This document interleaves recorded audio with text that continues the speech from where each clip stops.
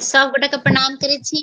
हम भावना मिश्रा एखन happy for U page per live छी आ हमर संग आनंद कुमार झा जी छथिन। इनकर बहुत रास पुस्तक जे छै से प्रकाशित भ चुके हैं और ई जे छथिन पोथी के पूरा दुकान छै इनकर पास। बहुत रास पोथी छै और बहुत सारा व्यक्ति के जीवन में जिनका पोथी पढ़े के इच्छा हुआ उनका से ल सके छथि, संपर्क क सके छथि। और इनकर खुद के भी बहुत रास पोथी सब है। एखन बहुत रास गपशप हमर सबके है, हम सब गोटा से आग्रह करब कि जल्दी जल्दी जुड़ू और लाइव के आनंद उठाबू। और आनंद कुमार झा जी अहाँ के पुनः हैप्पी फॉर यू पर बहुत बहुत स्वागत है।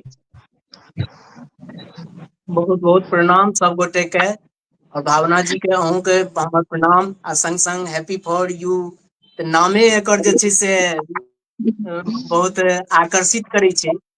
आ ऐसे जुड़ल सब दर्शक वृंद के श्रोता के एखन जे जुड़तै बादो में जे जुड़ता सब गोटा के हम जे छै से स्वागतक संग प्रणाम जनबै छियै। आ हाँ, बहुत बहुत अहाँ के धन्यवाद। और हम सब श्रोतागण से पुनः आग्रह करबै जल्दी जल्दी लाइव से जुड़ू, लाइव के शेयर करू और लाइव के आनंद उठाओ। कोनो प्रश्न अछि अहाँ सबके तऽ अवश्य अहाँ पूछि सकै छी। तऽ हम अहाँ से आग्रह करब कि एकटा रचना से आइ के काव्य धारा के प्रारंभ हो, जैसे कि हमरो कनि समय भेट जाए, हम लाइव पे शेयर कऽ लेब। और अहूँ के पास अगर केओ बौआ हुआ तो उनको कहबै कि दोसर मोबाइल से लाइव के शेयर कऽ देथिन। एकटा हाँ रचना के प्रारंभ हम लाइव के शेयर कऽ दै छी। स्वागत। अपन सबक परंपरा अछि कोनो तरहक कार्यक्रम हम सब आरंभ करै छी तऽ गणेश जी के जी वंदना करै छी पहिने।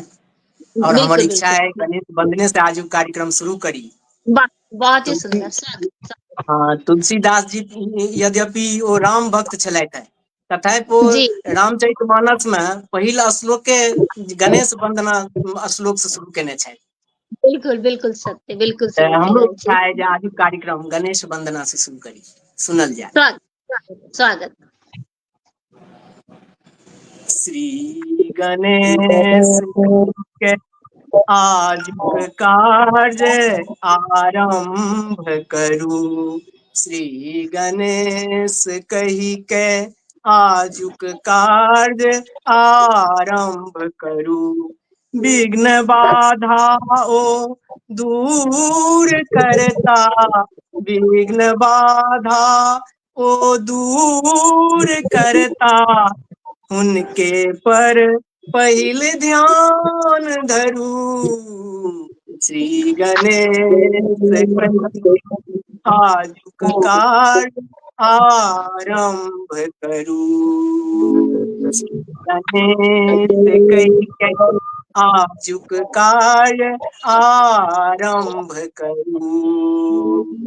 शिव जी के पुत्र सडानन भ्राता, शिव जी के पुत्र सडानन भ्राता, जगदम्बा छथिन जिनकर माता, जगदम्बा छथिन जिनकर माता, मातु पिता जिनक तीर्थ मंडल, मातु पिता जिनक तीर्थ मंडल, ओहि प्रथम पूज्य के बाट धरू, श्री गणेश कहि के आजुक कार्य आरंभ करू। सुख करता दुख हरता, सुख करता दुख हरता, ओ कहबै छथि सब छोड़ि के भारत, तखन ओ सम्हारैत छथि सब देव जिनका सदति आराधति, सब देव जिनका सदति आराधति, आनंद तिनके गुणगान करू, विघ्न बाधा दूर करता, विघ्न बाधा दूर करता, उनके पहले ध्यान धरू, श्री गणेश कहि के आजुक कार्य आरंभ करू, श्री गणेश कहि के आजुक कार्य आरंभ करू। बहुत ही सुंदर, आनंद आनंद भ गेल और बहुत ही नीक लागि रहल ये कि आइ हमरा भाष तऽ नहि अछि, तथापि ई तऽ गीत गाबे के कहऽ पड़तै। बहुत ही सुंदर अहाँ कहलिए, भाष नहीं अछि तखन अहाँ एतेक नीक गबै छी, अगर भाष में गैतियै तखन आर कतेक उत्तम अति उत्तम हेतियै। बहुत बहुत धन्यवाद अपने का। नारायण झा जी सेहो जुड़ गेला है, जय मिथिला जय जानकी लिख रहल छथि, प्रणाम कऽ रहल छी। तऽ बहुत बहुत धन्यवाद अपने का कि अहाँ लाइव से जुड़लहुँ हैं। नवो नारायण मिश्रा जी सेहो जुड़ल छथि, प्रणाम करै छियै, स्वागत लिख रहल छथि, बहुत बहुत धन्यवाद अपने का। और नमो नारायण मिश्रा जी लिखे तो बहुत नीक हाँ, गणेश नमो वंदना। नारायण जी तो बहुत अपीरित लोग छथि। कलकत्ता में हमहूँ रहै छलहुँ, हमर पिताजिए के मित्र छथिन। अच्छा जी। हाँ, ओ सब हमर नाटको केने छथिन कलकत्ता में। हाँ कोकिल जी मंच जी से जुड़ल छलखिन है ओ। जी जी। हमर पिताजियो छलखिन है, तऽ ओहिठमा नाटक भेलै और इएह सब करेलखिन ओहिठमा कलकत्ता में नाटक, बदलैत समाज। जी जी जी। तो बहुत बहुत धन्यवाद अपने का। और अथी के भगवती के भी गीत जरूर हेतै नारायण झा जी, और भगवती के गीत तऽ अपन सबके कोनो भी महोत्सव के कार्यक्रम में होते छै, तऽ ई कोनो पैघ गप नहि छै, ओहो हेतै। और हम चाहब जे जते गोटा जुड़ल छी हुनका से हम पुनः आग्रह करब कि लाइव के अवश्य शेयर करबै, जैसे लोग जुड़थिन और आनंद उठेथिन। अहाँ के जे छै से बहुत रास जे छै से पोथी सब प्रकाशित अछि, एहिमे जे अहाँ के मैथिली नाटक अछि टाकाक मोल 2000 ईस्वी में प्रकाशित अछि, बदलैत समाज 2002 ईस्वी में अछि, कनियन के लिहाज 2003 में, और कला 2001 में, धधाइत नवकी, और धधैत नवकी कनिया के लहार। हाँ नवकी कन्या लहास, हाँ 2003 ईस्वी में, हठात परिवर्तन 2005 ईस्वी में, और मुक्ति यात्रा 2017 ईस्वी में। बहुत रास अछि, सब पर हम चर्चा करब। और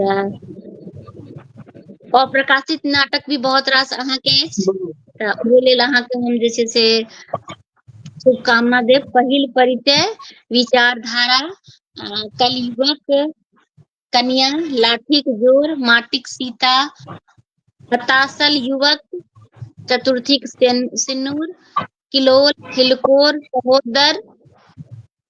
तऽ अहियो लेल अहाँके हम धन्यवाद देब। अप्रकाशित उपन्यास भी है, बगल वाली, भैयारी बंटवारा, मौन प्रेम, हरवाहा, ज्ञाता प्रसंग जे सेहो अछि, कोलकाता से दिल्ली। और ताहि लेल अहाँके फेर पुनः बहुत रास शुभकामना संग बहुत रास बधाई। और रविंद्र कुमार चौधरी जी सेहो जुड़ गेला हैं, स्वागत लिख रहल छथि, तऽ बहुत बहुत धन्यवाद अपने के कि अहाँ लाइव से जुड़लहुँ हैं। रवीन जी के हमर प्रणाम, जमशेदपुर से जुड़ल छथि ओ।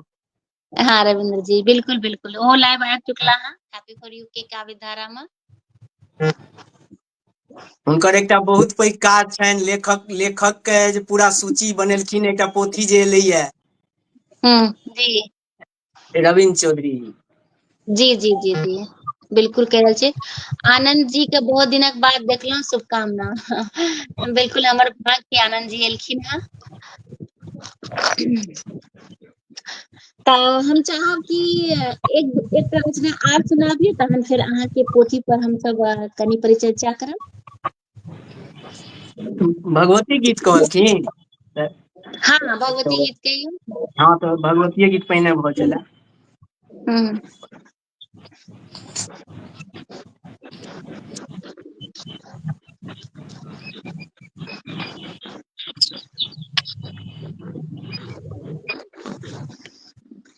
भगवती गीत सुनबै छी, जे त्रुटि हेतै गाबऽ हमरा नहि अबैया, तथापि लिखै छी आ प्रयास करै छी मैथिली साहित्य से जुड़ल ओ गीत होय आ जी संस्कृति से जुड़ल प्रयास रहैया। जी स्वागत।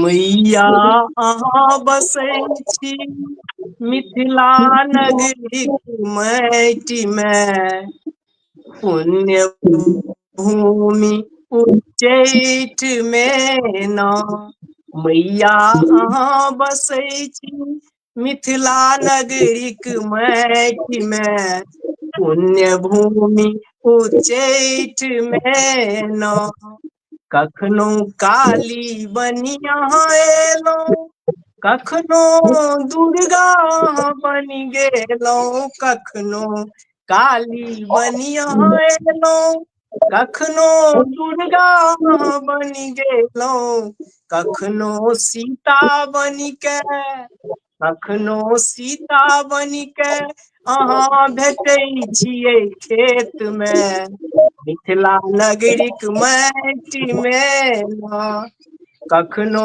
सीता बनिके अहाँ भेटै छियै खेत मे, मिथिला नगरीक माटि मे ना, मैया अहाँ बसै छी मिथिला नगरीक माटि मे, पुण्य भूमि उच्चैठ मे ना, जे कियो मण्डन भारती सेवलनि धाम, रखलियनि हुनको अहाँ मान, उग्रतारा के मण्डन भारती सेवलनि धाम, रखलियनि हुनको अहाँ मान, कालिदासक कालिदासक आस पुरलियनि एकहि राति मे, पुण्य भूमि उच्चैठ मे ना, मैया अहाँ बसै छी मिथिला नगरीक माटि मे,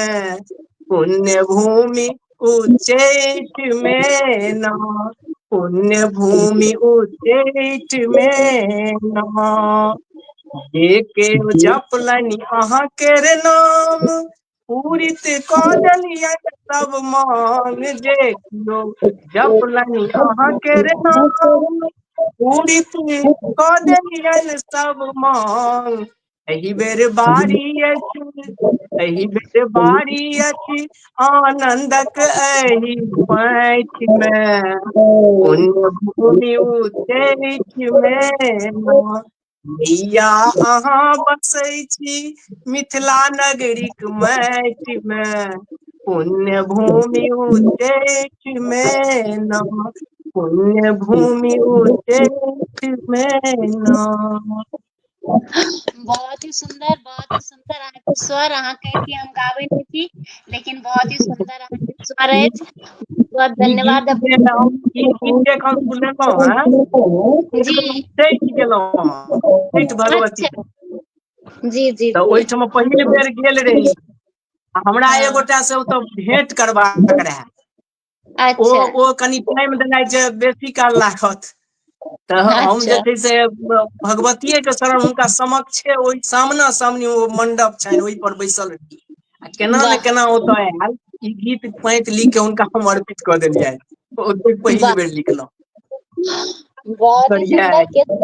हाँ केसकर ठाकुर जी सेहो जुड़ गेला हँ, स्वागत लिख रहल छै, तऽ बहुत बहुत धन्यवाद अपने के। डॉक्टर आदरणीय केसकर जी भास्कर के हमर प्रणाम। जी जी बहुत बहुत धन्यवाद अपने का। डॉक्टर भास्कर राय जी सेहो जुड़ल छै, बहुत ही सुंदर रचना करते हैं, सुंदर प्रस्तुति, तो बहुत बहुत धन्यवाद अपने के कि अहाँ लाइव से जुड़लो हैं। और रविंद्र कुमार चौधरी जी लिख रहा है बहुत नीक स्वर, तो बहुत बहुत धन्यवाद अपने के। नमो नारायण मिश्रा जी लिख रहे हैं कि नाटककार के रूप में बहुत चर्चित है, साहित्य अकादमी प्रथम युवा पुरस्कार हिनके भेटल छनि से आह्लादित करैत अछि, हार्दिक बधाई। बिल्कुल सही कह रहल छियै, बहुत बहुत धन्यवाद। और अहाँके पुनः शुभकामना। और प्रेमचंद्र पंकज जी सेहो जुड़ल छथि, लिख रहल छै स्वागत आनंद जी, तो बहुत बहुत धन्यवाद अपने का, प्रणाम करै छी। कुमकुम ठाकुर जी सेहो जुड़ल छथि, ओहो प्रणाम कऽ रहल छथि, तऽ प्रणाम हमहूँ करै छी। तऽ सब गोटा के बहुत बहुत धन्यवाद जे अहाँ सब जुड़ल छी। और आनंद उठा रहल छी, कोनो प्रश्न हो तऽ अहाँ सब अवश्य पूछि सकै छी। तऽ हम चाहब जे अहाँके पोथी जे एखन नाटककार के रूप में अहाँ बहुत चर्चित छी, और अहाँके जे छै से युवा मैथिली अकादमी पुरस्कार भी भेटल अछि, तऽ कनि अहाँके जे पोथी सब अछि ओहि पर हम सब परिचर्चा करी। तऽ एक जे पोथी अहाँ हमरा सबके देखायब तऽ अहाँके पास में उपलब्ध अछि तऽ हमरा सबके देखा दिअ। ई छी टाकाक मोल। अच्छा अच्छा, तऽ ई जे अहाँके पोथी छै टाकाक मोल, तऽ एहि पोथी हाँ ई नाटक छै, तऽ हम चाहब कि एहि पर कनिटा हमरा सबके संक्षिप्त में बताबितियै कि पोथी के हाँ हाँ की विषय वस्तु छै, ताहि पर कनिटा प्रकाश डाल दियै।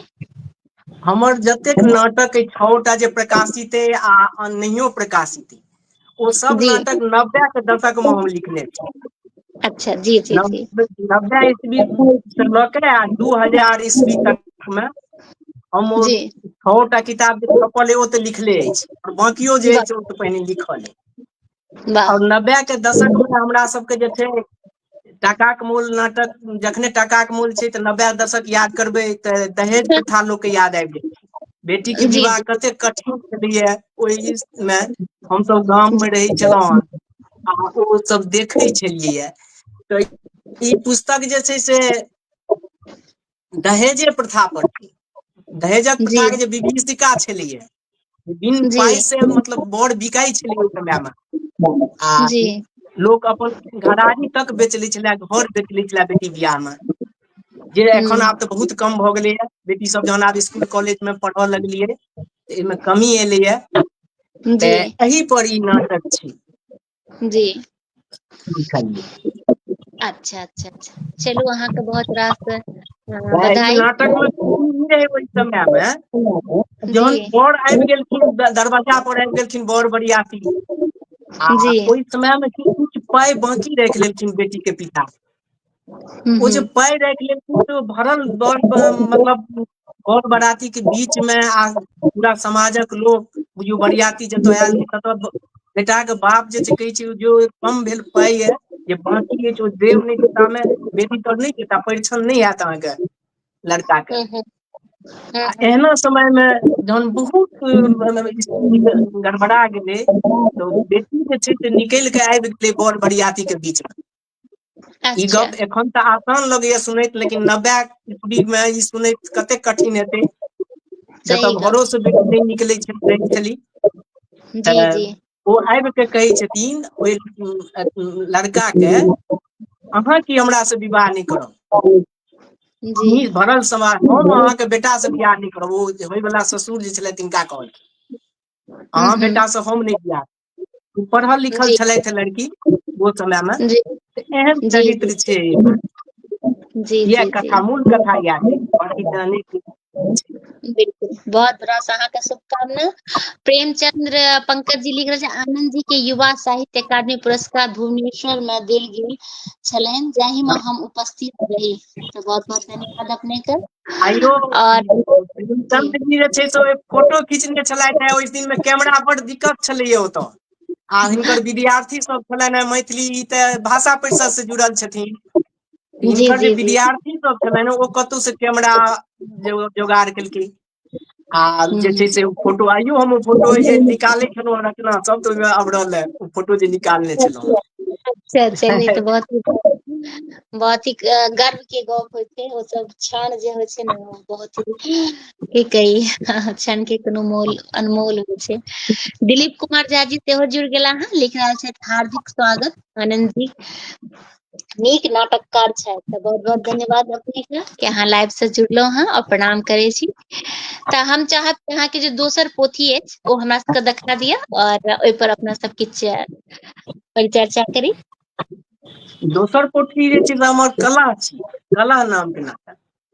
अच्छा पोथी बिल्कुल, के नाम एहन सही लेकिन समय हँ जी ई पहिल पोथी जे छै से टका के नम्बर छी, लेकिन पहिल मंचन एहि नाटक के भागे भऽ गेलै जे हमर भेल। मने पहिल मंचन नाम जीवनक जे नाटक हमर भेल से एकर भऽ गेलै। जी एहि जी दुआरे जी ई 1.5 घंटा के नाटक छै, 1.5 घंटा के आसपास, आ ओ अच्छा जे अच्छा अच्छा टका के मोल छै से 2 घंटा के रहै। तऽ हमरा गाँव के जे नाट्य कला परिषद छलखिन हे 96 97 ईस्वी के गप कहै छी, ओ कहलखिन जी पहिलुक दिन छोट नाटक खेलायब, जे अच्छा समय कम लेतै, ई कम रहै, अच्छा एकर मंचन पहिल भऽ गेलै। आ अच्छा अच्छा कला के जे छै से पारिवारिक नाटक छी, पारिवारिक ओहि समय में, ओहि 90 के दशक के जे गप कहलहुँ, ओहि समय में जे छै से पारिवारिक कलह बड्ड होइ छै। साउस जी पुतोह के झगड़ा, सतमाय बहुत होइ छलैए, बेसी लोग विवाह कऽ लै छलखिन हेँ ओहि समय जी में, जी मतलब दोसर विवाह कऽ लै छलखिन हेँ, और ओ जे छै से बच्चा के दिक्कत होइ छलैए। ओ समय के एखन ई सब बात सुनय में कनि नहि एते नीक लगतै, लेकिन ओ समय जे देखने छै या सुनने छी या पढ़ने छी, ओहिमे छी, ओहिमे हुनकर सतमाय रहै छनि लड़का के, और ओ जे जी छै से दुनू पढ़ल लिखल शिक्षित युवा युवती छलथि, पति पत्नी, और अच्छा हुनका गाम से भागऽ पड़ै छनि। ओहि समय में नौकरी चाकरी के सेहो बहुत दिक्कत रहै छलै, बाहरो गेला से नौकरी कठिन छलैया। जी जी तऽ जी ओ जे छै से ओतऽ नौकरी करऽ चलि जाइ छै। एहन भऽ जाइ छै जे एकटा फटक्का के कंपनी में ओ नौकरी करै छथि, अच्छा आ बहुत दुखद घटना छै, आ हुनकर जे छथिन नायक, तिनकर मृत्यु भऽ जाइ छनि।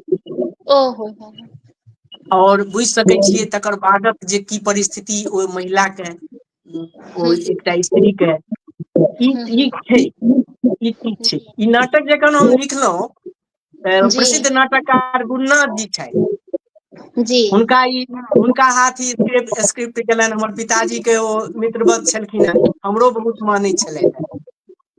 ओ बहुत जिद केलखिन, नहि अहाँ ओकरा मारियौ नहि, मतलब केना ओ नायक केना मरि गेलै, अच्छा मतलब बहुत जिद केलखिन, एना नहि करियौ आनन्द जी, बहुत मतलब ओ हमरा केलखिन। लेकिन हम देखलियै जे एहन यदि अहाँ समाज के जे भऽ रहल अइ से देखेबाक चाही। जे सही चीज गप होइ छै, लेखक के काज छी जे भऽ रहलै से देखेबाक चाही। एहन भऽ जी रहल अइ अहाँके, जी हम केलियै। दोसर पोथी या कलह हमर छी। बहुत अहाँके शुभकामना। और ओहि समय में तऽ बहुत ही जे छै से एकटा बहुत नीक भेल हेतै, से हम समझ सकै छी। तऽ तेसर पोथी सेहो हमरा सबके देखा दिअ अहाँ। कलह, तेसर पोथी छी बदलैत समाज। अच्छा बदलैत समाज नाटक छी। जी आ जी बदलैत समाज जे छै से गाम में जे दूषित राजनीति अबै छै, या एखनो छै, या मतलब छै, दूषित जी राजनीति एहि पर छै, जे लोक जी मतलब अपन संबंध तक जे राजनीति में जे छै से बिसरऽ लगैया। जी अपन सोनीतक सम्बन्धो जे छै से लोक एहन समय आबि जाइ छै जे बिसरऽ लगै छै।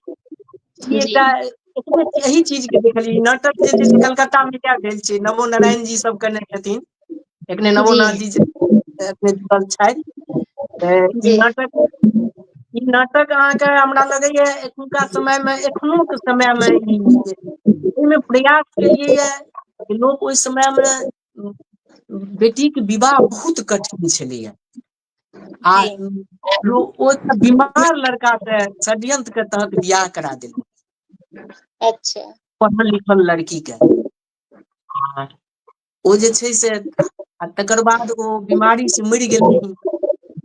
ओकर जे दुःख दर्द छै ओ स्त्री के, से में हम देखबै के प्रयास केलियै। ओकरा संगे सामाजिक दुष्टता छै, दुष्टता छै, और जे छै से ई चीज हम ओहिमे देखबै के लिए देखबऽ चाहलियै ये, और सफलो भेलैया। हमरा लगैया कलकत्ता के नाटक भेल छलै हॉल में, एतेक खचाखच लोक ठाढ़ भऽ के लोक सब देखलकै नाटक।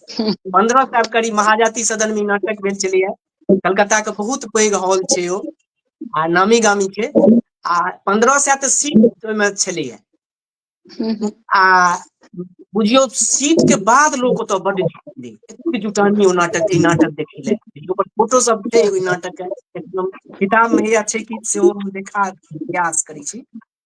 जी जी स्वागत। अगर हेतै एहिमे, देखियौ कतेक खचाखच लोक छलै अइमे। ई ब्लैक एंड व्हाइट फोटो छै, किताब में जी देल छै। मने अगिला पंक्ति के मने भीड़ छै। जी आ जी लोक एहि नाटक में रहै, हमर उमर बहुत कम रहै, कम उम्र रहै जे कहू 22-23 साल हैत ओहि समय में, जी 24 साल हैत सैह, मतलब 21-22 साल हमर उमर हेतै। जहन अच्छा नाटक भेल रहै, और बहुत सफल नाटक, गंगानाथ झा जी के डायरेक्शन में ई नाटक भेल छलनि हेँ। वाह, तऽ या एकर इएह कथा वस्तु। बहुत ही सुंदर। अहाँके पूरा बहुत रास शुभकामना संग बधाई। एहन कोनो भी नाटक लोक के हृदय के स्पर्श कऽ लै छै तऽ हमरा लागै कि ओ नाटक सफल भऽ जाइ छै। तऽ बहुत बहुत धन्यवाद कि अहाँके सब नाटक सफल अछि। और हम चाहब कि आब अहाँ हमरा सबके चारिम जे छै से हाँ, पोथी देखाबी। जी श्रीपति सिंह जी देख रहल छथि, और जी जी। आदरणीय हुनकर हम प्रणाम जनबै छियनि। हाँ, प्रणाम प्रणाम हमरो तरफ पति से पति प्रणाम सेहो देखैत स्वागत। हेतैथ। जी जी जी, ओहो काव्य धारा में आबि चुकल छै। प्रणाम करै छी, बहुत बहुत धन्यवाद अपने के कि लाइव से जुड़लियै हैं। जी अगिला पोथी अइ धधाइत नवकी कनिया के लहास। अच्छा जी धधाइत नवकी कनिया के लहास एखन ई एतेक जे स्त्री पक्ष में बहुत हम नाटक लिखलियै। स्त्री जी पक्ष में जे सुनेलहुँ हँ नाटक छै, और आगू लिखब स्त्री पक्ष में छै ओ नाटक सब। किया तऽ हम्म, जाहि समय में हमर एनाइ भेल साहित्य में, स्त्री पर जी बहुत मतलब छलैया समस्या छलै हुनकर सबके। तऽ वएह हम्म, पक्ष लोकके सुझाइ छलै गाम घर में, हम्म, तऽ ओहि पर बेसी कलम चलेलियै। लेकिन जी बाद में फेर चिंतन केलियै जे दोसरो हमरा कए गोटा कहलै दोसरो पक्ष छै एकर, ओहो सब गलती कते होइ छै। एहि जी तरह हमरा मतलब एतेक नाटक हजार हजार एतेक नाटक होइ छलै ओहि समय में। 90 के दशक में हम बात कहै छी, गाम गाम में एतेक नाटक।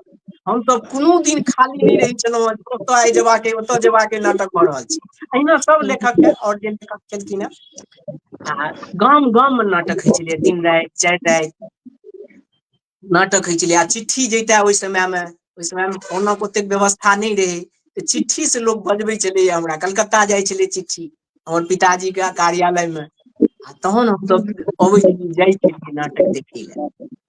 तऽ एना स्थिति में धधाइत नवकी कनिया नाटक के कथा वस्तु छै जे संतान जे छै से मतलब नवकी कनिया संतान भेलाके बादो नवकी कनिया स्त्री जे छथिन, तऽ कोनो संतान के हुनकर स्नेह के बिसरऽ लगै अपना संतान के प्रति। ई जी चीज एहिमे देख, आब जेना ओहि सब नाट गेलै कोनो, ओहि समय में तऽ सार्वजनिक परिवार रहै छलैया। जी सार्वजनिक आब तऽ भऽ गेलै अपन अपन परिवार छै, आब तऽ शहर की कहै गामो में लोक विवाह भेलै भिन्न भऽ जाइया। एखन के जे जी प्रवृति छै, विवाह होइत देरी जी लोक भिन्न होइया, अधिकतर परिवार में एको बेर जायत गाम जे भिन्न नहि होइ जी छै। ओहि समय में तऽ सामूहिक परिवार रहै छलैया, आ ओहि सामूहिक परिवार में लोक सब भाय मिल के एक गोटा के नौकरी के प्रयास करबबै छलियै। सबके तऽ नौकरी हेतै नहि, एते नौकरी नहि छै, सब प्रयास करऽ लगतै। दू भाय तीन भाय रहै छले तऽ एक भाय के काज सोचै छले जे पढ़ै में नीक रहै छलैया। गामक इएह छलै प्रवृति पहिने, आ ओकरा नौकरी धरेलक आ ओ जे छै सब भाय के परवरिश करै छलै। ई छलै पहिने गाँव सामूहिक में, ओ कखनो दू रंग नहि करै छलै ओ भाय। ओकरा जे भाय बैसलो छै खेतियो करै छै, तऽ ओकरा ई नहि एखरै छलैया जे ओ नौकरी नहि करै छै। एतेक मिलान पहिने रहै छले, ई चीज देखलियै, ई मिलानी हम देखलियै एहिमे। लेकिन जखन हुनकर भऽ गेलनि नौकरी भऽ गेलनि हुनका पत्नी आबि गेलखिन, और पत्नी जे छै से ओहि समय में एकटा दुर्गुण इहो छलैया, नौकरी जे करै छलै तऽ स्त्री के गामे में रहय पड़ैत छै ने महिला के। जी ओ गाम में रहै छलथि हे, ओ कमाइ छलखिन ओतऽ। एहिसँ अथी होइ छलियै, लोक जमीन किनै छले, जतेक घर बनै छले ई सब होइ छै। लेकिन ओ पत्नी जे हुनकर छलखिन से जिद्द केलखिन जे नहि हम जायब, नौकरी अच्छा करै छथि हम जायब। और ओ जे छै से चलि गेलखिन। अच्छा और चलि जे गेलखिन तऽ हुनकर भाय गाम पर छलखिन जे पढ़ेलखिन लिखेलखिन ओहि भाय के छोट भाय। आब हुनका सबके दिक्कत होमऽ लगलनि, किया तऽ ई आशा राखि के तऽ ई काज नहि कयल गेल छलैया। तऽ बहुत दिक्कत जे भेलै, ओहिमे इएह चीज देखायल गेलैया जे ओ स्त्री जे छै से मतलब एकटा आबि गेला, देखियौ हुनकर बुद्धि जे एकहि जकाँ भऽ गेलनि, तऽ देखियौ जे केना आब जे छै से हिनका सबके दिक्कत भऽ गेलनि। लेकिन बाद में सबटा फेर ठीक भऽ जाइ छै, ओहो बुझै छथिन बहुत पैघ हम गलती केलहुँ। फेर छथिन बुद्धिमंतो छथिन। तऽ इएह छै ई नाटक के कथा वस्तु। बहुत ही सुंदर धीरेन्द्र झा मैथिली जी सेहो जुड़ गेला हैं तो हम प्रणाम करे छियै, लिख रहल छै जय हो, बहुत नीक प्रस्तुति, बहुत बहुत धन्यवाद अपनेके। और शंभुनाथ मिश्रा जी सेहो जुड़ल छथि, लिख रहल छै बहुत नीक भेंट वार्ता, चिरंजीवी आनंद कुमार झा जी के आशीष आनंद नीक नाटककार छथि, मैथिली नाटक सन अनमोल विधा धीरे धीरे समाज से विलुप्त भ रहल एहि समाज में नीक प्रोत्साहन के अभाव कलाकार एवं नाटककार के प्रोत्साहनक बहुत बेगरता अछि। बिल्कुल सही कह रहल छियै, विलुप्त भ रहल छै, लेकिन कुछ लोग छथिन तन मन धन से लागल छथिन, ताहि लेल जे छै से अपन सबके सभ्यता संस्कृति और नाटक बचल अछि।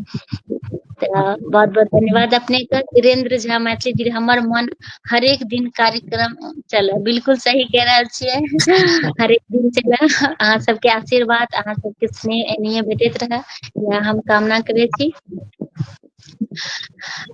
तऽ आब हम चाहब कि 4टा पोथी पर अपन सबके एखन वार्ता भ गेलै हैं, तऽ बीच में काव्य धारा छै, तऽ बीच में काव्य के धारा बहैत रहे, तऽ बीच में एक दूटा रचना अहाँ सुना दियौ, फिर पुनः हम अवश्य अवश्य सब जी। शंभू जी के हमर प्रणाम जनबै छियै। शंभू जी हमर रंगमंचीय गुरु छियै। वाह और एखन बहुत आब जे बहुत यदि जे पोथी के परिचय हेतै से ओ हठात परिवर्तन छै, आब अगिला एकर बाद कहल जेतै, ओहिमे हुनकर बहुत योगदान छनि। जैसे अच्छा काव्य धारा छै ई, और कविता, और एकटा चीज कही, जतबे हमरा नाटक प्रिय, कविते, लेकिन नाटक जे छै से देखक लेल तऽ सबटा रचना ओकर प्रिये होइ छै, लेकिन जी जी नाटक जी बेसी भेलै, ओहिसँ हमरा लोकप्रियता भेटल। कविता जी सेहो सुनल जाय, आब स्वागत प्रयास करै छी जे आब सबके नीक लागे। जी स्वागत। कविता के शीर्षक है स्पर्धाक एहि बाजार में, वाह स्पर्धाक एहि बाजार में, वाह स्पर्धाक एहि बाजार में ओ सबटा पुरातन चलैन बंद भ गेलै। वाह स्पर्धाक एहि बाजार में ओ सबटा चलैन बंद भ गेलै। आब कतऽ पायब कंसारक काठक थापी, आब कतऽ पायब कंसारक काठक थापी, घर घर में घोरहरबै से मुरही भूजब। आब कतऽ पायब कंसारक काठक थापी, घर घर में घोरहरबै से मुरही भूजब, तकर लारनि लारबाक ध्वनि, घर घर में भोरहरबै से मुरही भूजब, तकर लारनि लारबाक ध्वनि, कोल्हुआरक कार्यशाला, आब कतऽ पायब कोल्हुआरक कार्यशाला, कुसियारक रस सुअदगर सुगंधित, तकर बनल गुड़। आब कतऽ पायब कोल्हुआरक कार्यशाला, कुसियारक रस सुअदगर सुगंधित, तकर गुड़। बंद भ गेलै, सबटा बंद भ गेलै, ढेकी जांत उखड़ि समाट, सबटा बंद भ गेलै, जे ढेकी जांत उखड़ि समाट, घरक माझ खन राखल सूप चालनि गुड़चल्ला, उखड़ि समाट घरक माझ खन राखल सूप गुड़चल्ला, बिलायल जा रहलैए, सबटा बिलायल जा रहलैए प्राकृतिक उत्पादन, सबटा बिलायल जा रहलैए प्राकृतिक उत्पादन, सबटा कृत्रिम बनि आबि रहलैए, आ सबटा कृत्रिम बनि आबि रहलैए। पशु पक्षी आहार सेहो डिब्बा बंद, पशु पक्षीक आहार पर्यंत डिब्बा बंद, हाटक चाउर बाटक पानि, हाटक चाउर बाटक पानि, तीव्र कटु तकर गंध लगैत रहैत अछि झड़क, हाटक चाउर बाटक पानि, तीव्र कटु तकर गंध लगैत रहैत अछि झड़क। गिरने जा रहल छी, गिरने जा रहल छी पौष्टिकताक नाम पर, सबटा गिरने जा रहल छी पौष्टिकताक नाम पर, बनावटी अन्न चहुदिस पसरि रहलै अछि, एहिसँ चहुदिस पसरि रहलै अछि सांसार्गिक रोग व्याधि, चहुदिस पसरि रहलैए सांसार्गिक रोग व्याधि, खेपू जतेक दिन खेप सकैत छी, खेपू जतेक दिन खेप सकैत छी, एहि स्पर्धाक बाजार में, एहि स्पर्धाक बाजार, खेपू जतेक दिन खेप सकैत छी स्पर्धाक एहि बाजार में। इएह बहुत ही छल सुंदर, बहुत ही नीक, बहुत ही बढ़िया। अनामिका पाठक जी सेहो जुड़ गेली हैं, लिख रहा है स्वागत। अर्चना मिश्रा दीदी सेहो जुड़ल छै, प्रणाम कर रहल छै। प्रणाम दीदी, बहुत बहुत धन्यवाद अपने का। आर कोनो रचना सुनेबै कि पोथी पर चर्चा करबै? एकटा स्वागत रचना हम छलैया, ओ पहिने हमरा करबाक चाही छलैया, तऽ ओ एखनो देरी नहि भेलैया। हाँ, नहीं बिल्कुल बता दै छी, ओ पहिने करबाक चाही छलै। बिल्कुल स्वागत। स्वागत नहीं, एकटा अनुरोध। स्वागत नहीं, ई हमर अनुरोध श्रोता बिंदु सँ, दर्शक बिंदु सँ, जे एखनो देखै छथि, बादो में देखै छथि। हम जे कहै जी छियै, बजै छी, लाइव प्रसारण छै, अनेक तरहक त्रुटि हेतै, तकरा क्षमा करे के एक अनुरोध हमर एहिमे हम प्रयास करै छी। स्वागत सभक करै छी, स्वागत सभक करै छी, स्वीकार करू। स्वागत सभक करै छी हम, स्वीकार करू। बड़ भाग से ई क्षण भेटल, यादगार करू। बड़ भाग्य से ई क्षण भेटल अछि, यादगार करू। नीक जे नहि लागय, तकरा एको नहि धरब। नीक जे नहि लागय, तकरा एको नहि धरब। टुटि सब जे भेटत, नेहोरा करै छी, सबटा बिसरब। नीक जे नहि लागय, तकरा एको नहि धरब। त्रुटि जे सब भेटत, नेहोरा करै छी, सबटा बिसरब। ताली जहि पर बजेबै, ताली जहि पर बजेबै, तकरा मात्र अंगीकार करू। स्वागत सभक करै छी, स्वीकार करू, स्वीकार करू। काल्हि रहब नहि रहब, काल्हि रहब नहि रहब, तकर कोन ठेकान। काल्हि रहब नहि रहब, तकर कोन ठेकान, आइ मगन भेल रहू।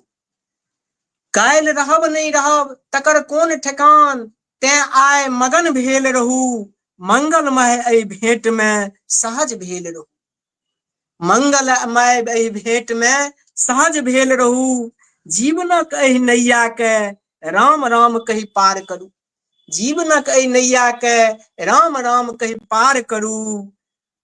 स्वागत सभक करै छी, स्वीकार करू। स्वागत सभक करै छी, स्वीकार करू। यह रचना छला है। बहुत ही नीक, बहुत ही बढ़िया। और अनामिका पाठक जी लिख रहे छै, आनंद जी हमर सबसे प्रिय नाटककार छै, बहुत बहुत धन्यवाद अपने का। राम सुपाल यादव जी सेहो जुड़ गेला है, लिख रहल छै जय मिथिला, जय मैथिली, जय मां जानकी। तऽ बहुत बहुत धन्यवाद अहाँके, प्रणाम करै छी। तऽ हम चाहब जे आब जे अहाँके पोथी बचि गेल है, ओहि पर हम सब परिचर्चा करी। तऽ अपन पोथी हमरा सबके दिखा दिअ। ई हमर पांचम पोथी छी, जी हठात परिवर्तन।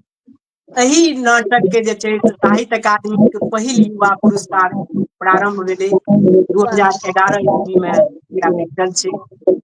जी और ई जे नाटक छै, शंभुनाथ मिश्र जी एखने जुड़ल छलथि है।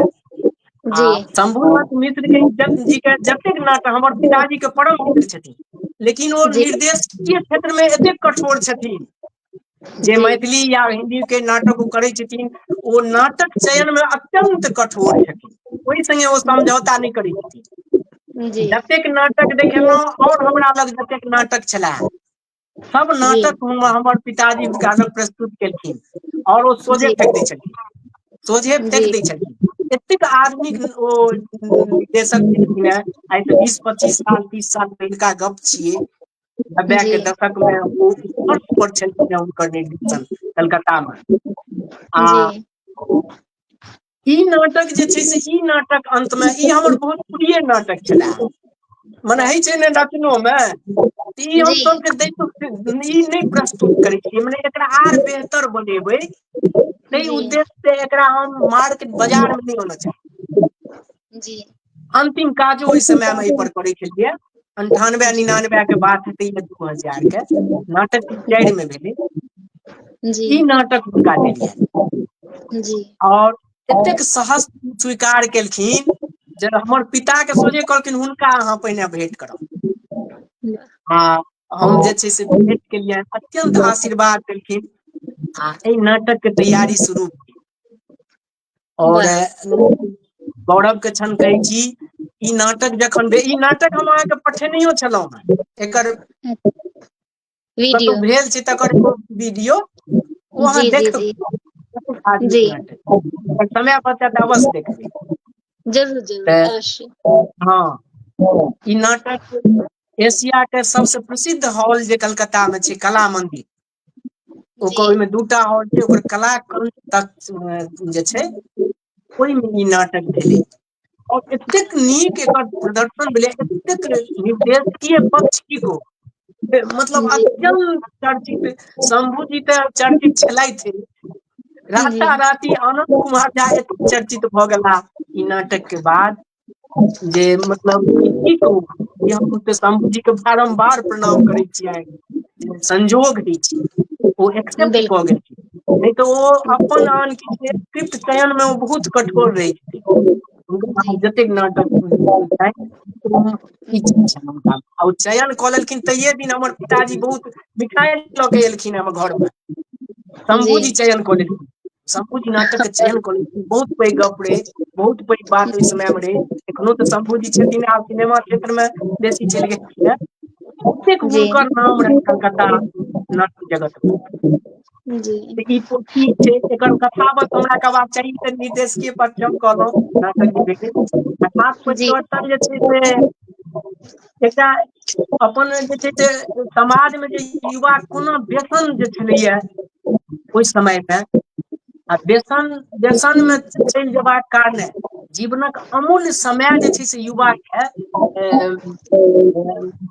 मतलब नष्ट होइ छलै, नौकरी नहि, किछु नहि, ओहि समय में तऽ खेती बाड़ी छलैया विशेष, लोक खेती बड होइ छलैया, सामान्यो किसान के 50 मन 60 मन धान बही छलैया, ई मूल जी छलैया गाम, और जी युवा जे छलै ओहन समय में ओ किछु पढ़ाई आ तकर बाद ओ खेतियो नहि करऽ चाहै छलखिन, जी आ अर्थ के युग धीरे धीरे भेलै, पाइ बिना नहि बनतै, तेहन समय जखन आबि गेलै, पहिने तऽ पाइ बिना बनि जाइ छलै लोक, जी लेकिन एकटा आब एहन समय एलै जे पाइ बिना लोकके नहि बनतै, सही गप किया तऽ आब पहिने अहाँ घर में दही अइ तऽ लोक दही लऽ आनै छलै, अहाँके दोसर चीज नहि से चीज वापस दऽ दै छलियै, हमसभ तऽ सेहो देखले छियै, गाम घर में पाहुन अहाँके घर में आबि गेल तऽ 10 टा तरकारी पुरैत देरी नहि होइ छलै, जी किनको घर में कोनो चीज भेल छनि, किनको कोनो चीज छै ने जे एके रंग पूरा समाज में सब घर में वएह हेतै, एना कऽ के लोक एतेक मिलान छलैया समाज में, वाह जाहिमे एलै, आ ई जे छै से ई व्यसन के मूल्य में युवा पीढ़ी जे छै से बिगड़ऽ लगलै समाज में, एहनो समय में गाम एलखिन एकटा रिटायर्ड जे छलखिन हेँ सेना के अधिकारी, ओ जी गाँव एलखिन, ओ जे जी गाँव एलखिन ओ तऽ पाइ वला छलखिन हेँ, जी ओ जे पाइ वला छलखिन हेँ तऽ केओ पाइ मंगै ले हुनका से आबि जाइ छलनि हेँ, स्वाभाविक छै, 20-25 साल पहिने जे गाँव में रहलथि नौकरी केलक, ओकरा जी पाइ रहै नहि रहै मंगै ले लोक नहि अबै छै, सब नौकरी नहि करै छथिन, जी हुनका जे पाइ नहि अबै छलनि ने तऽ दै तऽ छलखिन हेँ, मदद करै छलनि, लेकिन जे किनको बेटा युवा छै आ ओ देखै छलखिन हेँ गलत रास्ता पर छै, व्यसन में छै, एहना परिस्थिति में छै से ओ मुँहे पर कहि दै छलखिन हेँ, अहाँ अच्छा जवान बेटा अइ अहाँके, अहाँ पाइ माँगब, बेटा के नौकरी करै ले पठाउ, ओहि समय में कहि दै जे लिख दै छियै हम, जाउ नौकरी भऽ जेतै ओकरा, जी जेतै, एहनो परिस्थिति में हिनको एकटा छोट बेटा छलनि, बहुत पढ़ै में तेज, रिटायर्ड सेना के अधिकारी छलखिन हेँ, आ ओ जी जिनका जिनका अहिना ओ सबके कहै छलखिन हेँ, ओ तऽ एकदम नेक छलखिन, ईमानदारी पूर्वक कहै छलखिन हेँ जे स्थिति सुधरतै, नौकरी चाकरी करतै युवा, लेकिन ओ युवा सब की छलै ओकरा सबके लागि जाइ छलै, जे अपना हिनका नौकरी बला हमरा सबके बुद्धि दै छथि, आइ हमर बाप गेल छले हेँ पाइ ले आ ओकरा बुद्धि देबऽ लगलखिन, बेटा किया नहि नौकरी करै छै, नौकरी करै ले जायब तऽ अहाँके मांगऽ नहि पड़तै हमरा से, ओ तऽ जी अपन हिसाब सँ नीक ले कहै छलखिन, लेकिन ओ जी बच्चा सब यंग जे छलै तऽ खराब में लऽ लेलकै, और ओ जी सब देखियौ एकटा एहन काम कऽ लेलकै जे आइ हमरा सबके ई खराब कहै छथि, हम हिनकर बेटा के खराब कऽ देबनि, ओहो खराब बना देबनि, एहन प्रतिज्ञा कऽ लेलखिन, और सएह भेलै, हुनकर बेटो के केना ने केना ओ सब ओझरा के व्यसन में लऽ लेलखिन, और ओ जे व्यसन में लऽ लेलकै, जहिना ओ सब करै छै तहिना आब हुनकर बेटो करै छथि, ई परिस्थिति भऽ गेलै, आब तो दोसर के जे छै से जे ज्ञान दै छलखिन हे ओ अपने रोज अबै छलनि मदिरापन कऽ के घर में और हाहाकार मचै छलै घर में। ई नाटक अवश्य देखबै अपन। जी जरूर जरूर।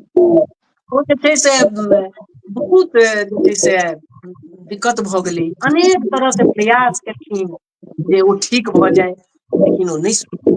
गामक लोक ओहि समय के बात छियै, लोक यदि बच्चा बेटा खराब भऽ गेल लोक अहाँके कहिता बियाह करा दियौ। जी।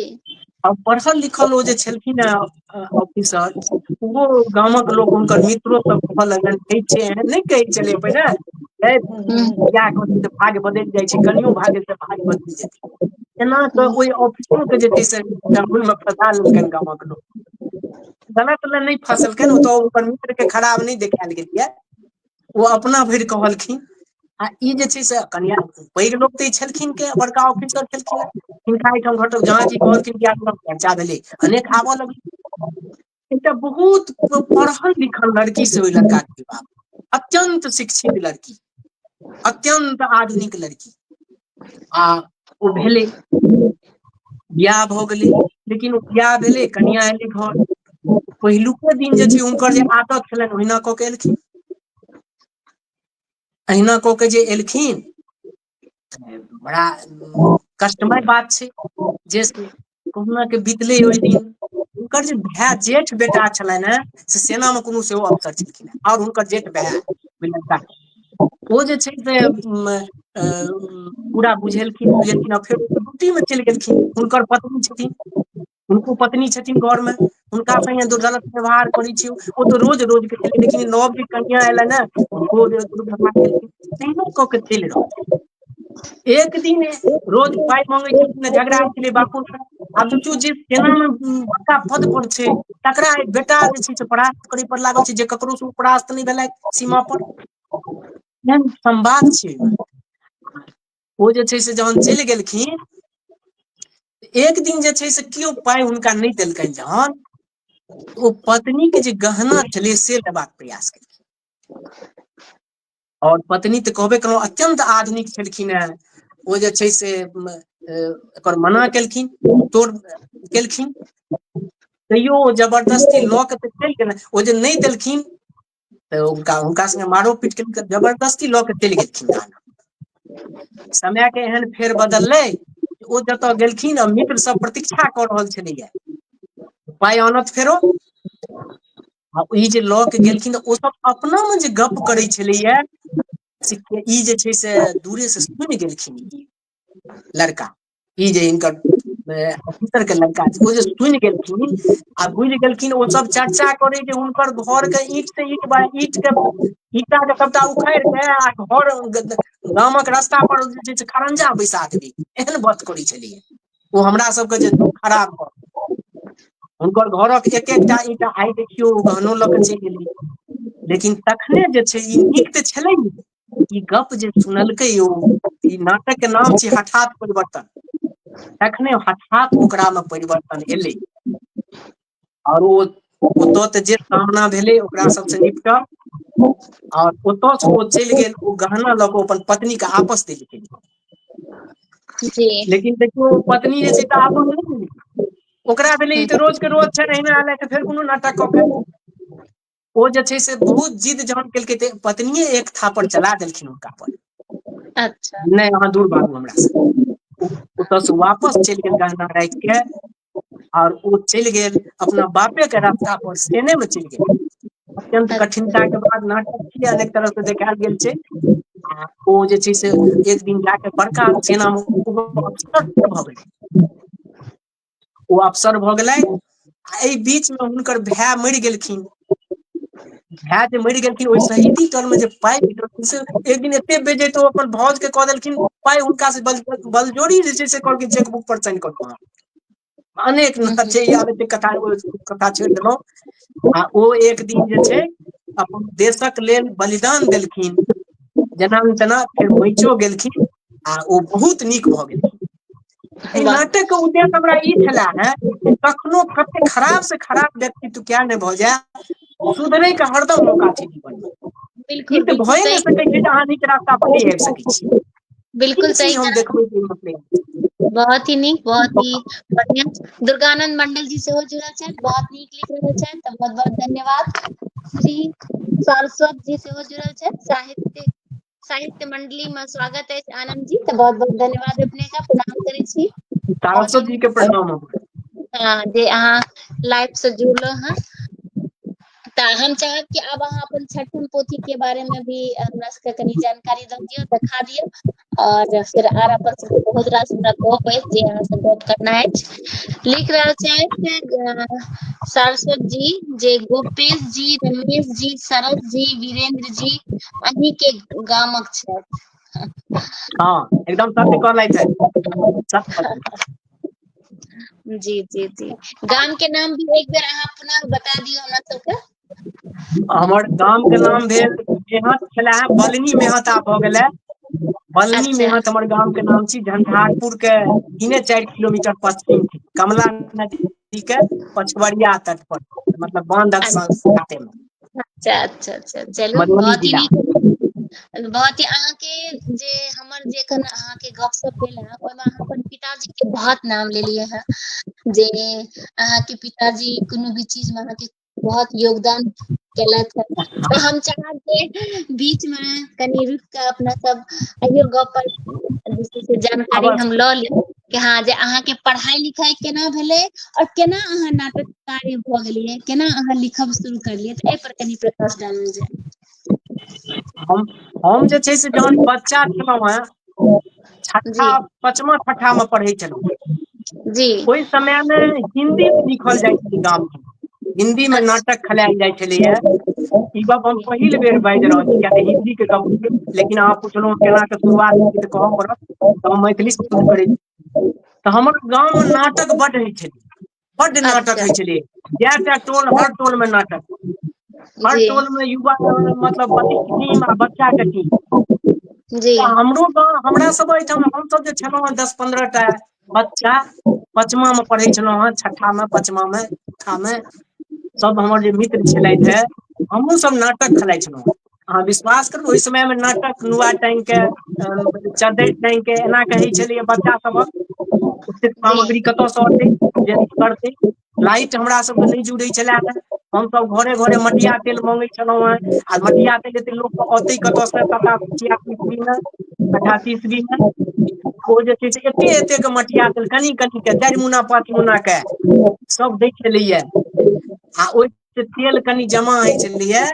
ओहि समय में एगो नारियल तेलक डिब्बा आबै छलै, जी हाँ नारियल तेल के डिब्बा में हमसब ओकरा डिबिया के दऽ के फॉक्सिंग जकाँ करै छलियै, ओ 3-4 टा बना कऽ तहन नाटक करै छलियै।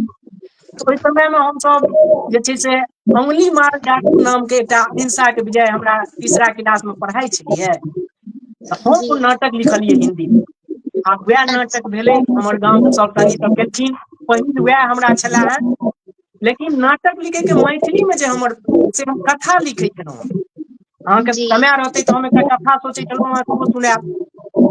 तऽ जी कथा जे छै से कथा लेखन करै छलहुँ, आ हमर पिताजी जे छै से किताब बड्ड पढ़ै छलखिन हैं, ओ बैंक ऑफ बड़ौदा में छलखिन हैं कलकत्ता में। अच्छा तऽ ओ किताब बड्ड पढ़ै छलखिन हैं, आ बड्ड कीनै छलखिन हैं।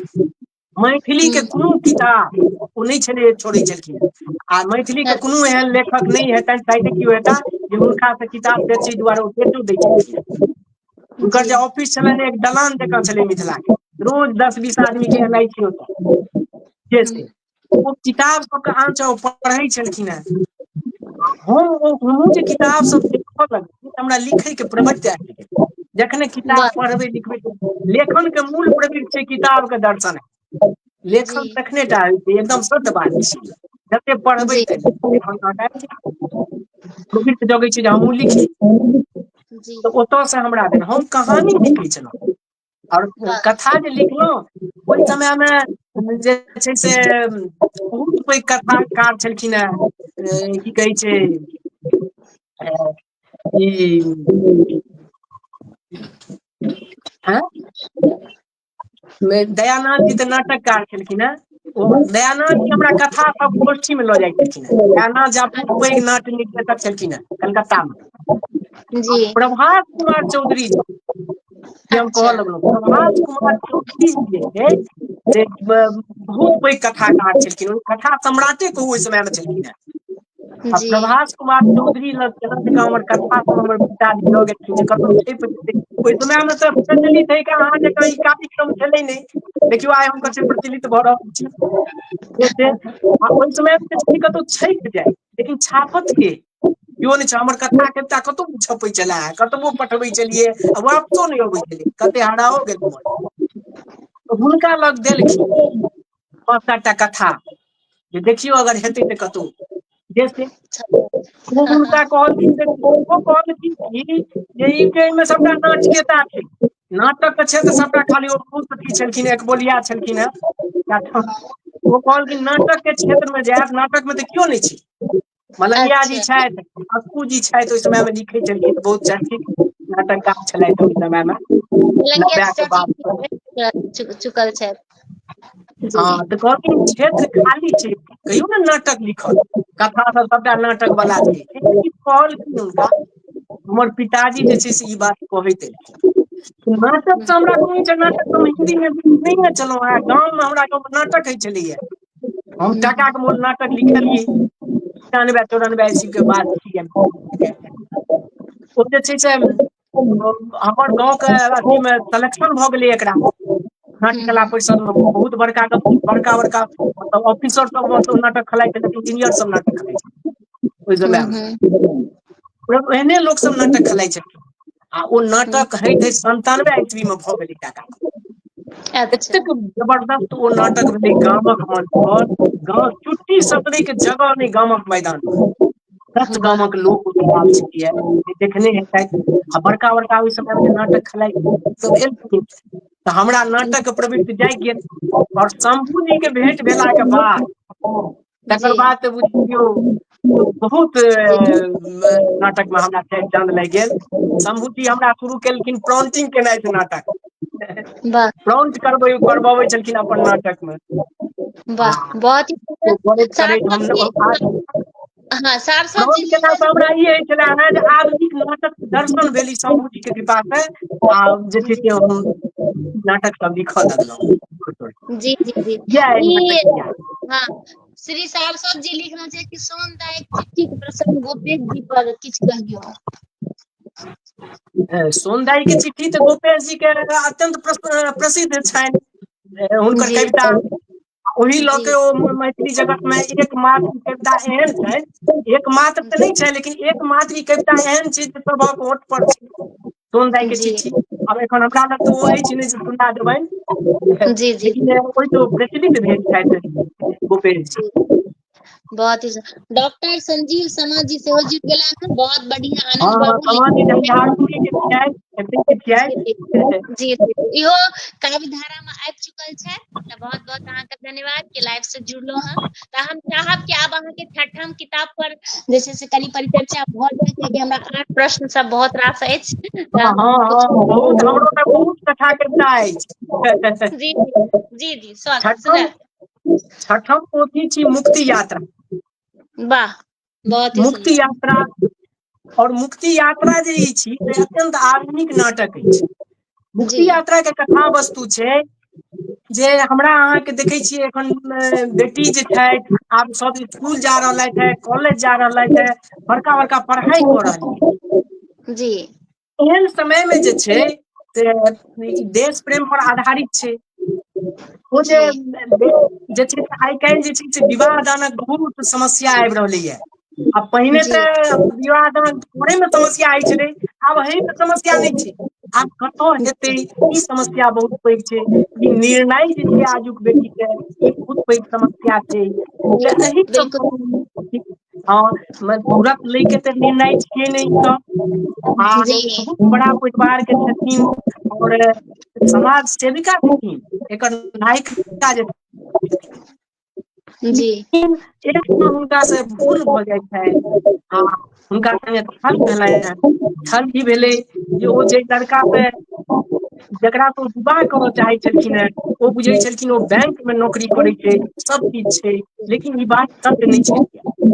अच्छा ओ एकटा आडम्बर ठार झूठ मूठ के बैंक बना देलखिन, पूरा बदल तैयार कर देलखिन आ ओहि में देखा देलखिन हम वही कार्यालय में छी आ एहि में ओ विवाह बहुत हुनकर विरोध केलखिन, हुनकर परिवारक लोक नहीं मानलखिन। लेकिन अंत में जे छै से ओ बहुत गलत रास्ता पर छलखिन हैं, एक तरह से देश के विरोधिये छलखिन, देश के बाहर के आदमी छलखिन, जी ठमक छलखिन आ षड्यंत्र के तहत ओ आयल छलखिन। और एहन समय में ई नायिका जे छै से कठोर निर्णय लेलकै ये जे हमरा लेल देश पेबे, हमरा लेल पति नहीं पेबे। वाह और वो अपना देश के लिए ठाढ़ भेलखिन हैं आ ओकरा जे छै से सुपुर्द करबा देलखिन जे जी छै से ई जे बहुत एकर ही कथा वस्तु छै। बहुत ही नीक, बहुत ही सुंदर। और देखियो कि एखन अपन सबके जे काव्य धारा के 229 एपिसोड चल रहल अछि। हमारे आ बड़ा नाक के गप होइया कि 229 एपिसोड भेनाइ अपना आप में गर्व के महसूस होइया। अहाँ बहुत पैघ सबके गप नहीं छै। जी अहाँ मैथिली सबके नहीं साहित्य में 700-800 साहित्यकार छथि, हम 229 पर छी, हमरा तो बहुत भागवंत बुझै छी अपना के। बहुत खुशी लागि रहल है जे एपिसोड में हम उपस्थित भेल छी आ ई सब अहाँ के कृपाए कहल जाय, अहाँ के कृपा हैप्पी फॉर यू ई प्रसन्नता बाँटी, हम हरदम प्रयास करै छी एहिमे प्रसन्नते वाला कोनो शब्द हमरा मुँह से निकला, हमरा रहैया किया तऽ एकर नामे एहन छै जे ककरो दुख नहीं पहुँचाय। जी जी जी जी आइ हमरा अहोभाग्य बुझै छियै जी एहन जी जी शुभ अवसर हमरा भेटल। बहुत बहुत धन्यवाद। प्रेम शंकर झा पवन जी सेहो जुड़ल छथि, लिखला छथि बहुत सुंदर, बहुत बहुत धन्यवाद। हम चाहब कि एक रचना हमरा सबके अहाँ सुना दी। एकटा कथा छोटे छै, 2-2.5 मिनट के हाँ से पढ़ि दियै किया तऽ हाँ कथो कविता तऽ करितो हेतै, कथा एकटा हम सुना दी। स्वागत स्वागत सुनाइए ज्ञानवर्धक कथा छै, छोट छै हमरा सबके। स्वागत स्वागत कथा के सुनाइए शीर्षक छी एकाग्र चित्त। वाह एकाग्र चित्त स्वागत शीर्षक के नाम। स्वागत स्वागत बुधन आ सुकुमार दुनू गोटे बाल्य अवस्थिसँ संगी छल। सुकुमारक जहिना नाम तहिना शरीर से सेहो ओतबहि कोमल। ओ सुविद्या आ सुखितगर घर से छलाह। ओकर कुल खानदान पांडित्य सँ भरल छलै। ओकरा परिवार में शिक्षाक प्रमाण पत्र अर्जन करैक परंपरा आ प्रतिद्वंदिता सदैत रहलै अछि। ओहि प्रमाण पत्र सभक हासिल भेलासँ मात्र हुनका सभक नाम गाम भेलनि, गाम समाज के ओहिसे मिसियो भरि लाभ कहियो नहि भेल। ओतहि बुधन अति निर्धन परिवार से छल। ओकर बाप जंगल से सत काटि काटि के आनैत छल, तकर पिपही बनबैत छलाह, फेर ओकरा मेला बाजार आ गाम गाम में घुरि घुरि के बेचैत छल। एकटा नीक व्यवस्थित व्यवस्थापित जकाँ ओ लोकनि भऽ गेल छल, ताहिसँ ओकर परिवार सेहो सुखितगर भऽ गेल छलै। बापक एहि काज में बुधन खूब हाथ बँटबै छलाह। ओ सदैत अपन एहि पारिवारिक कारोबार के नव आयाम देबाक लेल प्रयत्नशील रहैत छल। ओतहि सुकुमारक मोन चित्त स्थिर नहि रहैत छलैया। ओ अपन परिवारक पारंपरिक चलानि के नव रूप दै के लेल कहियो तत्पर नहि भेल, उल्टे तकरा धूमिल करैत गेल। ओकरा में यथाशीघ्र सफलता पाबैक लालसा नित रोज जागृत होइत रहलै। ओ भिन्न भिन्न समय में भिन्न भिन्न तरहक काज करैत रहल। ओकरा में प्रमाण पत्र हासिल करैक उत्कंठा नित्य बढ़ैत रहैत छल। ओकर व्यग्रताक अनुमान एहिसँ लगाओल जा सकैत अछि जे केओ कबड्डी में तगमा हासिल करैत छल तऽ सुकुमार कबड्डी खेलायब प्रारंभ कऽ दैत छल। तऽ किछुए दिनक बाद जँ ओहिमे किछु हासिल नहि भेलै तऽ ओ कबड्डी खेलेनाइ छोड़ि दै छल आ क्रिकेटक चलती देखलक तऽ क्रिकेट खेलायब शुरू कऽ दै छल। किछु दिन सेहो क्रिकेटो खेलायल, किछु हासिल नहि भेलै तऽ इहो छोड़ि दियौ। कतेक दिन धरि तऽ साहित्य में सेहो भाग अजमेलक, ओतहु स्थिरता नहि, ओतहु ओकर मोन नहि रमलै, कारण मात्र शीघ्रे सब किछु पाबि लेबाक लालसा। एहि लेल बुधन आ सुकुमारक बीच वाद विवाद हैब प्रासंगिक भऽ गेल छै। एहिमे बुधनक कहब छलै अहाँके दादा परदादा जे किछु दऽ के केना अछि ताहि काजके आगाँ बढ़ेबाक चाही। ओहि कयल काज सबके वर्तमान समय मे कोना के जरूरत बनायल जाय तकरा सब पर चिंतन मनन करबाक चाही। कियाक से काज आराधन रहै छै, तकरा आगाँ बढ़ायब मात्र उसको नहि जे हमरा अहाँके कर्तव्य। मुदा ओते सुकुमारक कहब छलै एतेक छोट जीवन में बाप दादा काज के शोधन कऽ अपन नाम अपन स्थापित नहि कऽ सकैत छी आ नहि मनमाफी धनार्जन कऽ सकब। से कहलक सुकुमार जेना बुझल तू अपने ले ने तोहर 7 पीढ़ी से पीढ़ी बनबै के कारबार चलि आबि रहल छै, एहिसे तोरा परिवार के की सब हासिल भेलौ? एखन धरि पक्का मकानो नहि बना सकल, हमरा नहीं लगैत अछि ताहि से भोजनो सैर भऽ के चलैत हेतै। तैयो बाप दादा आ परंपरा के नाम पर गाड़ी खेलने जा रहल सुकुमार के यह एकटा ओ शीघ्रता से सफलता हासिल करैके चेष्टा करैत रहै। से नहि भेलाक बाद ओ और बौद्ध भऽ जाइत छै। ओ आइ धरि कोनो काज के मोन चित्त मारि के करब बुझिते नहि छल। भाग्यक बदौलत आगाँ बढ़ैत सपना ओ अखन देखैत रही। एहि बीच बुधनक पिताक मृत्यु भऽ जाइ छै। बुधन आब की करब, ताहि से पहिने सुकुमारक पुत्र सब ओकरा आगाँ रास्ता घेर ठाढ़ भऽ अंत में ओ निर्णय लेलक छोट से छोट काज मानव के महान बना सकै। ओ तहन मोन के एकाग्रचित्त कऽ के जे काज करैत आबि रहल अछि तकरे आगाँ बढ़ेबाक निश्चय केलक। पुनः जंगल गेल, सरपत काटि के अनलक आ रंग बिरंगक पिपी बनबऽ लागल। ओ एहि कारोबार के आगाँ तऽ बढ़ेबे केलक, संग संग कुशल पिपही पादक सेहो भऽ गेल। ओ एक दिन अपन गामक चौक पर पिपही बजा रहल छल। गामक धिया पुता आ किछु सिद्ध ग्रामीण लोकनि सेहो चारू कात से दूर जकाँ ओकरा घेरने छल। सब ओकरा अपन अपन मोन पसीनक धुन बजेबाक लेल आग्रह करैत छल। तकरा बुधन सुनबै छलै। ओहि साथे ओकर पिपही सेहो झुमुका उड़ल जा रहल छै। ओहि काल में विदेशी कक्का जे विदेश से गाम आयल छलाह ओहो ओतऽ कोनो ने कोनो पहुँच गेला। बुधनक पिपही ओ मंत्र मुग्ध भऽ गेला। ओ झट सन अपन जेबी से मोबाइल निकालि सोशल मीडिया पर लाइव कऽ देलक। आब तऽ देश विदेश सब ठामक लोकक प्रशंसा से भरल प्रतिक्रिया आबऽ लगलै। एकटा नामी संगीतकार लिखि पठौलकनि एहि पिपही बादक हमरा लग लेने कखुनका जमघट समाप्त होइते विदेशी कक्का बुधन के अपना गाड़ी पर बैसा अपन गाम पर लऽ अनलक। ओकरा भरि इच्छा पनपियाइ करौलक। सब परिवार मिल ओकरा से पिपही सुनलक। जखन बुधन जाय लागल कहला बुधन तू हमरा संगे विदेश जेबह? तोरा में जे गुण अछि अपन स्थान पाबि लेब तऽ बस आ संपत्ति बहुत सेहो अरैन देबह। पूरा संसार में तोहर नाम पसरि जेतह। बुधन हंसऽ लागल। ओकरा भेलै विदेशी कक्का मजाक कऽ रहल छै। ओ कहलक की बजै छी विदेशी कक्का, हम केहनो नहि पिपही बजबै छी। हमर बाप ओतेक नीक पिपही बजबै छल तकर ई कतहु नाम चर्चा हेबे नहि होइते नहि अछि। ओकरा आगाँ में हम जे पात्रो नहि छी। विदेशी कक्का कहलखिन पुरना बात छोड़ह, गाम से जखन निकलबह तखने ने चिन्हतह लोक। तोहर बाप गाम से कहियो बाहर निकलबे नहि केलक, एखने की बीत गेलैये।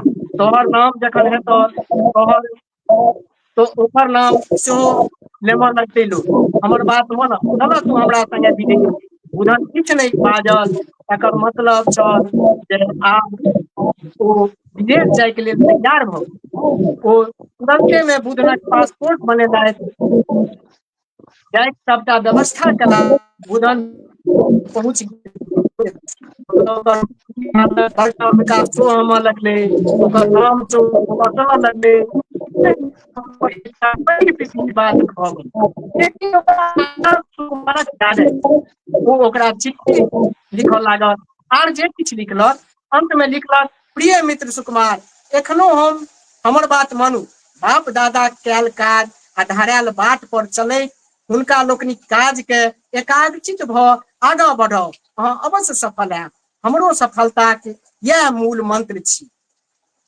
एहि तरह ई एकाग्रचित कथा छलै। बहुत ही सुंदर, बहुत ही नीक। और हम चाहब कि देखिए अपन सबके समय जे छै से आब समाप्त भ रहल अछि, तऽ कुछ आर गपशप करी। अहाँके जे पुरस्कार आ सम्मान जे भेटल अछि ताहि पर हम एक बेर प्रकाश डालै छी। साहित्य अकादमी युवा पुरस्कार 2011, विदेह युवा पुरस्कार 2011, विनय तरुण युवा पुरस्कार 2011, मिथिला गौरव सम्मान 2012, एहि संग में चेतना समिति पटना, मिथिला संघ परिषद जमशेदपुर, जिला प्रशासन मधुबनी सहित मिथिलाक गामक रंगमंच पर कतेको बेर सम्मान प्राप्त करे के अवसर अहाँके भेटल है, ताहि लेल अहाँके बहुत बहुत धन्यवाद, बहुत बहुत शुभकामना, संग बधाई। तऽ हम चाहब जे कि अहाँ हैप्पी फॉर यू के माध्यम से दर्शक के कोनो अहाँके मन में विचार हुआ या अहाँ किछु कहै ले चाहै छियै तऽ अवश्य कहियौ। हम जी जहिया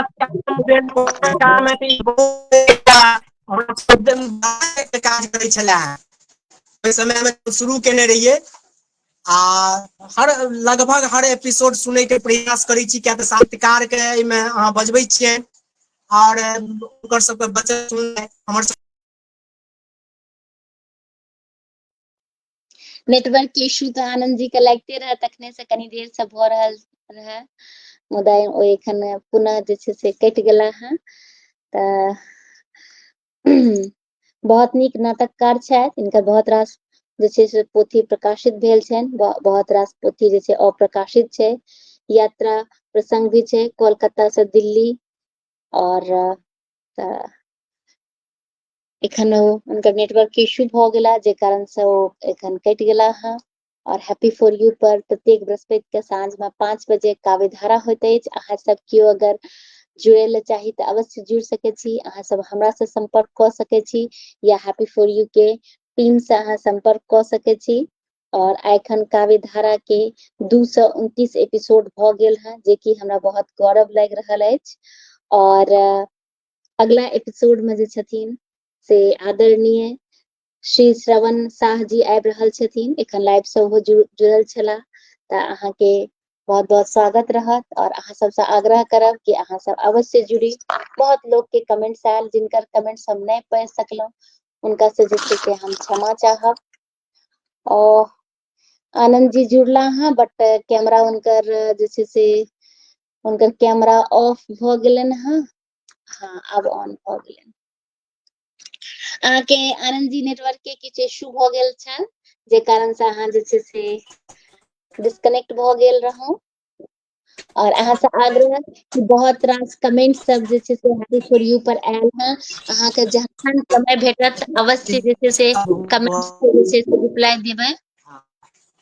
नेट के जे छै से जी दिक्कत हाँ जी हमर आवाज हाँ, अहाँके आवाज आबि रहल छै, कनी कटि कटि के आबि रहल छै, जी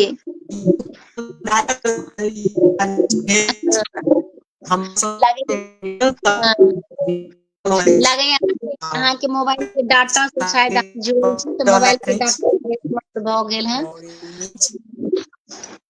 हाँ, लागैया अहाँके मोबाइल के डाटा समाप्त भ गेल है। अहाँ से हमर आग्रह अछि कि जहन अहाँके समय भेटत तऽ कमेंट्स, बहुत रास कमेंट्स अछि, तऽ अवश्य अहाँ देखी, और जे अहाँके रिप्लाई करे के मन हुआ तऽ अवश्य करी।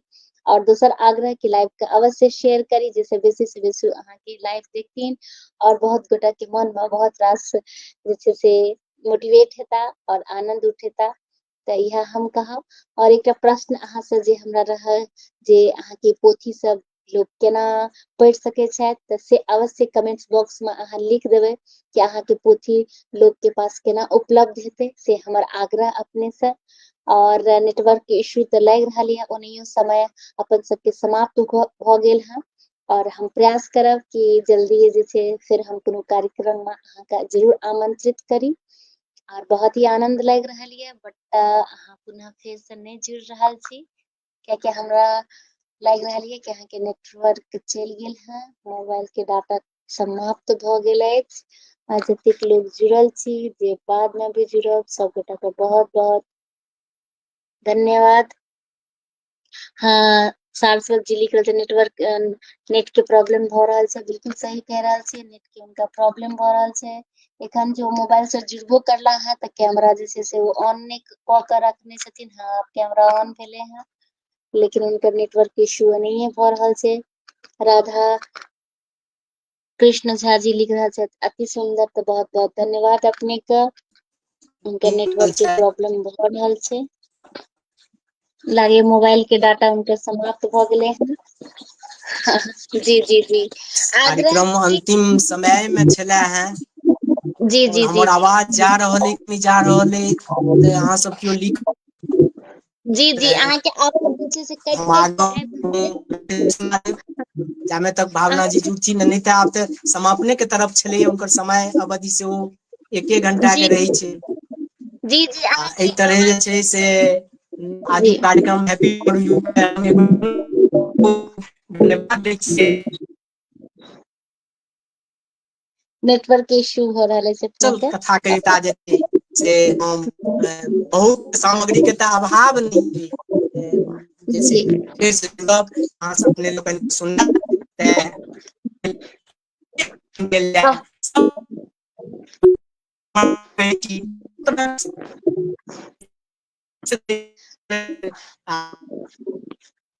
कार्यक्रम